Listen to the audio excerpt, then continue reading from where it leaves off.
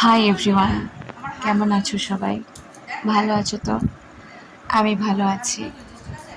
তো আজ অনেক দিন ধরেই আমাদের বাড়িতে সেইভাবে আমিষ জাতীয় কিছু রান্নাবান্না হয় না, শুধু নিরামিষই হয়। যেমন আলু পোস্ত, ঝিঙে পোস্ত, বা কখনো আলু পটলের তরকারি, কখনো আলু ফুলকপির তরকারি।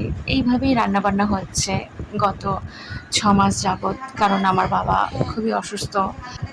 ডাক্তারবাবু টোটালি বারণ করে দিয়েছেন যে একদমই কোনো প্রোটিন জাতীয় খাবার ওনার চলবে না।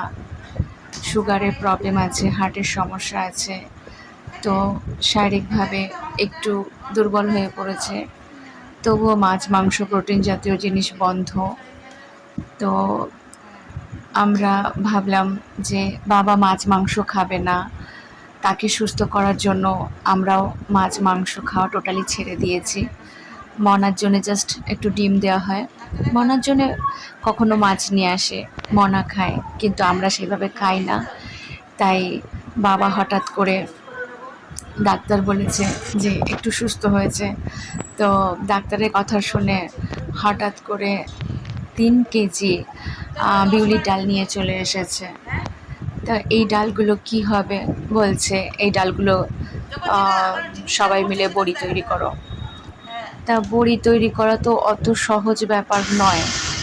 বড়ি তৈরি করতে গেলে তুমি যেভাবেই হোক না কেন, বড়িতে ডালটা পেস্ট করতে হয়, তার মধ্যে চাল কুমড়ো দিয়ে বড়ি হয়, পেঁপে দিয়ে বড়ি হয়। তো আমরা চাল কুমড়ো দিয়ে বড়ি করেছি। বড়িটাকে পেস্ট করতে হয়, চাল কুমড়োটাকে ঘষুনিতে ঘষতে হয়, তারপরে সেটাকে মিক্সড করে পেস্ট করে বড়িটা তৈরি করতে হয়। এতগুলো বড়ি। তখন মা বলল ঠিক আছে আমি হেল্প করছি, আমার মনা হেল্প করছে। মনা বলল একটা ভিডিও হয়ে যাক মা। তাই বলছি হ্যাঁ হয়ে যাক। মনা কি সুন্দর ভিডিও করতে শিখে গেছে। তো সব কিছু মিলিয়েই তোমাদের সামনে একটু তুলে ধরলাম কিভাবে আমরা বড়ি তৈরি করেছি। তো আমাদের তো এখন আমিষ কিছু বাড়িতে সেইভাবে হচ্ছে না, তো মা বলছে কি একটু বড়ি দিয়ে আলু দিয়ে তরকারি করলে ভালোই হবে মাঝে মাঝে, তাই না? তো চলো দেখে নেওয়া যাক আমরা বড়িটা কিভাবে তৈরি করলাম। বড়ি তৈরি করতে গেলে যেটা মোস্ট ইম্পর্টেন্ট সেটা হচ্ছে বিউলির ডালটা পেস্ট করে সেই ডালটাকে খুব সুন্দরভাবে হাতের সাহায্যে ওটাকে ফেটাতে হবে। মানে যতক্ষণ না জিনিসটা ফুলবে এবং যতক্ষণ না ওটা জলে দিয়ে ভেসে উঠবে। ছোটবেলায় মামার বাড়িতে দেখেছি আমার মামিরা এবং আমার দিদিমা সবাই একসাথে বসে ছাদে বসে বড়ি তৈরি করতো, এবং শ্বশুরবাড়িতে বিয়ে হয়ে যাওয়ার পরেও দেখেছি আমার কাকি শাশুড়ি যারা আছেন তারাও খুব সুন্দর বড়ি তৈরি করে।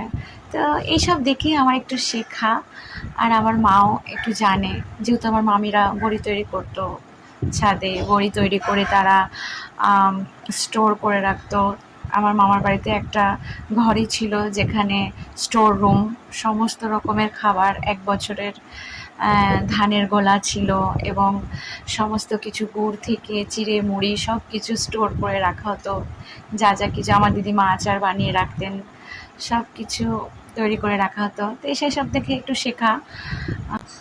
তো মা খুব সুন্দরভাবে ফেটিয়েছে। তারপর মা ছাদে বড়িগুলো দিচ্ছে। এটা আমিও কিছু তৈরি করেছি, আমার মনা কিছু তৈরি করেছে। আর ভালো লাগলে অবশ্যই জানিও। মা তো বড়ি দিতে খুব ভালো পারে। Thank you so much for watching my video.